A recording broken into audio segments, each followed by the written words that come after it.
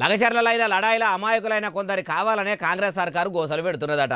చేపాటికి ఓట్లేయలేదని కక్షగట్టి మరీ అక్రమ కేసులు పెట్టి అవస్థలు పెడుతుందట. ఆఫీసర్ల మీద దాడి చేసిర్రు. దాడి చేసిన వాళ్ళను జైలుకు పంపిరమని పోలీసులు అంటుంటే ఇప్పుడు ఓట్లేయని వాళ్ళ మీద కక్ష సాధిస్తురని ఎవలన్నరే బాలన్న అంటారా ఈ నుండి. అయ్యా హుస్సేన్ సారు ఎట్టటా చెప్పుండ్రి. కక్ష సాధింపు ఆ పార్టీకి సంబంధం లేకనో ఓటేనోడో వానికి పడనోడో ప్రతీకారం తీర్చుకోవడానికి మాత్రం ఈ అమాయకులని పావులా వాడుతున్నారు, ఇబ్బంది పెడుతున్నారు. ఇన్నరా జాతీయ ఎస్టీ కమిషన్ పెబ్బ హుస్సేన్ సార్ ఏమంటున్నాడో. కావాలని కొందరు అమాయక అడవి బిడ్డలను ఆగం చేస్తురట. ఇంకా మస్తుగానే చెప్పిండు మొత్తం ముచ్చటి నుండి. వాళ్ళు అడిగే కోరిక, వాళ్ళు చెప్పే మాట ఒకటే, మేము మా భూములు వదలం, మా భూములు చేయం. వాళ్ళు ఇంకో మాట కూడా, ఎక్కడ లోన్ దొరకట్లేదు, మాకు బ్యాంకులలో లోన్ దొరకట్లేదు, ఎవరు ఏం చేయట్లేదు సార్, దగ్గర కూడా రానియట్లేదు మమ్మల్ని. అయ్యా పానాలు పనంగా పెట్టి కొట్లాడేది ఒక్కదాని కోసమే సారు. మా భూములు ఫార్మా కంపెనీకి ఇయ్యము, మాకు కావాలని బ్యాంకుల లోన్లు కూడా ఇస్తలేరు, మమ్మల్ని ముప్పు తిప్పలు పెడుతున్నారని సారుకు చెప్పుకొచ్చిర్రట.